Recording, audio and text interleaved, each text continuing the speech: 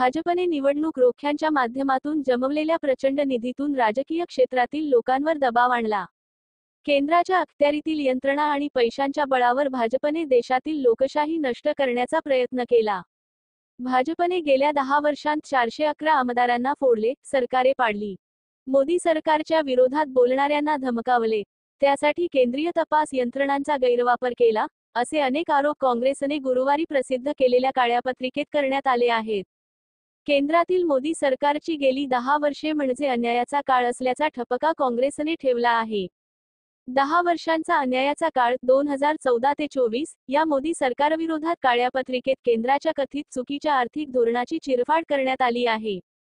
काळ्या पत्रिकेत चीनविषयक धोरण, ईडी चा गैरवापर, अग्निपथ योजनेतील फोलपणा, प्रसार माध्यमांवरील अंकुश, रिझर्व्ह बँकेच्या स्वायत्ततेवर घाला अशा अनेक आर्थिक मुद्द्यांच्या अनुषंगाने मोदी सरकारवर टीकास्त्रे डागण्यात आली आहेत। मी आणखी 5 वर्षे सत्तेत राहीन असे सांगण्यापेक्षा मोदींनी गेल्या 10 वर्षांत त्यांच्या सरकारने काय केले हे सांगायला हवे होते। पण ते केवळ काँग्रेसवर टीका करत राहतात। खरे तर मोदींनी महागाई, बेरोजगारी, आर्थिक विषमता या मुद्द्यांवर बोलायला हवे होते, परंतु ते फक्त मोदीची गॅरंटी असे म्हणतात। वास्तविक या गॅरंटीतून लोकांची दिशाभूल केली जात आहे। नेहरू आणि इंदिरा गांधींवर टीका करण्यापेक्षा आता तुम्ही केंद्रात राज्य करत आहात, तुम्ही महागाई नियंत्रणात आणण्यासाठी काय केले, किती जणांना नोकऱ्या दिल्या, तुम्ही मनरेगाचा निधी देखील देत नाही, राज्यांमध्ये भेदभाव करता, अशी टीका खरगे यांनी पत्रकार परिषदेत केली। लोकतंत्र पे खतरा ये जरूर है, क्योंकि एक तो अब डरा डरा के, धमका के इलेक्ट्रल बॉन्ड भी, पैसा भी आप वसूल कर रहे हैं इंडस्ट्रीज के पास।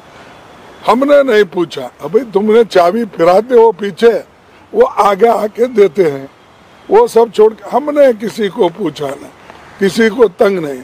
तंग कैसा करते हैं? ईडी की नोटिस भेजना, सीबीआई की नोटिस भेजना, सीवीसी की भेजना, और किसी ऑफिसर भी अगर उनके सुनता नहीं तो विजिलेंस को उसको रिपोर्ट करा, ऐसा तंग करके अपने पास लेते हैं। और इलेक्ट्रल बॉन्ड का भी इन्होंने इतना, फिर इससे पहले 10 साल पहले अगर उनके आइडियोलॉजी पे ही है, फिर इतने पैसे क्यों नहीं जमा होते थे, अब क्यों जमा? सो ये इनडायरेक्टली हरासमेंट, प्रेशराइज करके आप इलेक्शन में पैसा ले रहे हैं, और ये पैसा डेमोक्रेसी को खत्म करने के लिए यूज कर रहे हैं। 411 एमएलएस को 10 साल में उन्होंने अपने तरफ लिया। अब मैं ये नहीं कहता कितना पैसा दे के खरीदे, क्या करे, वो नहीं, लेकिन आपको तो मालूम है कितने सरकारें हमारे इलेक्टेड थे, जैसा कि मध्य प्रदेश, कर्नाटक, मणिपुर, गोवा, उत्तराखंड, ये सब आप जानते हैं कैसे गिरे ये, कि उनको इसमें डेमोक्रेसी को खत्म करना उनका काम है।